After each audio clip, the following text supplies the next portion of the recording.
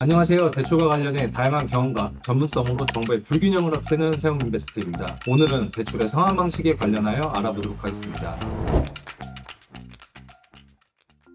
대출을 받으면 원금이 있고 이자가 있습니다. 매월 대출 이자는 남아있는 잔여 원금을 기준으로 계산하게 됩니다. 간단하고 당연한 말이지만 이 부분을 이해하신다면 어떤 상환 방식에서도 적용되는 원칙이기 때문에 상환 방법의 이해에 있어서 매우 큰 도움이 되실 겁니다. 첫 번째 안내드릴 상환 방식은 원리금 균등 상환 방식입니다. 원리금이란 원금과 이자를 합친 금액을 뜻하고 대출의 기간, 즉 대출의 1부터 만기일까지 매월 상환하는 원금과 이자의 합계가 동일한 상환 방식입니다. 그래프에서 보이는 것처럼 대출의 기간 동안 매월 상환하는 금액이 일정한 게 보이시나요? 중요한 포인트는 매월 균등한 금액을 상환하지만 그 안에서 원금과 이자의 비율이 달라진다는 것입니다.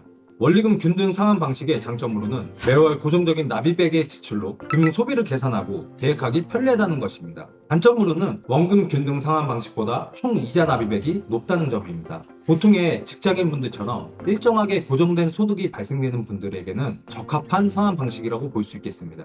두 번째 안내드릴 상환 방식은 원금 균등 상환 방식입니다. 원금이란 이자가 붙지 않은 원래의 대출금을 뜻하고 대출 기간, 즉 대출 1부터 만기일까지 매월 동일한 원금이 상환되고 이자는 매월 남아있는 잔액에 적용하는 상환 방식입니다. 그래프에서 보이는 것처럼 대출 기간 동안 매월 상환하는 원금이 일정한 게 보이시나요? 중요한 포인트는 매월 일정한 원금을 상환하기 때문에 그만큼 이자도 빠른 속도로 줄어들게 된다는 것입니다. 매월 납부하는 원리금이 감소하게 되는 거죠. 그래서 체감식 분할 상환이라고도 불립니다. 원금 균등 상환 방식의 장점으로는 빠르게 원금을 상환하기 때문에 총 이자 납입 금액이 적다는 점입니다. 단점으로는 초기에 상환하는 납입 금액 크기가 상환하는데 부담이 될 수 있습니다. 자금적인 여유가 있으시면서 이자 부담을 최소화하고 싶은 경우에 유리한 상환 방식이라고 볼 수 있겠습니다. 세 번째 안내드릴 상환 방식은 만기일시 상환 방식입니다. 대출 기간, 즉 대출 1부터 만기일까지 이자만 상환하고 만기일에 원금 전액을 상환하는 방식입니다. 대출 기간 동안 이자만 받고 원금을 회수하지 않기 때문에 대출 원금 회수에 대한 리스크를 은행에서 짊어지는 거죠. 그래프에서 보이는 것처럼 원금을 상환하지 않기에 만기일까지 동일한 이자가 발생됩니다. 장점으로는 월 납입 금액만 본다면 원리금 균등, 원금 균등 방식보다 훨씬 적기에 고액 대출인 경우에 유리할 수가 있습니다. 단점으로는 원금 상환이 없이 이자만 납부하기 때문에 총 이자 납입 금액이 가장 높다는 점입니다. 안내드린 세 가지 상환 방식에 대해 차이를 보기 위해서 부동산 계산기 이미지를 참고해 보겠습니다. 조건은 대출 금액 1억 원, 연금리 10%, 상환기간 12개월로 가정하겠습니다. 세 가지 상환 방식 중 어떤 방식이 좋다, 나쁘다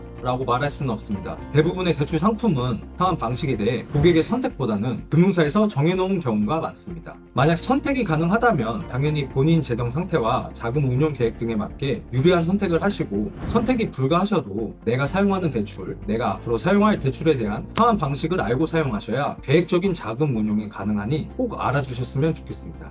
이상 다음에도 유익한 정보로 찾아뵙겠습니다.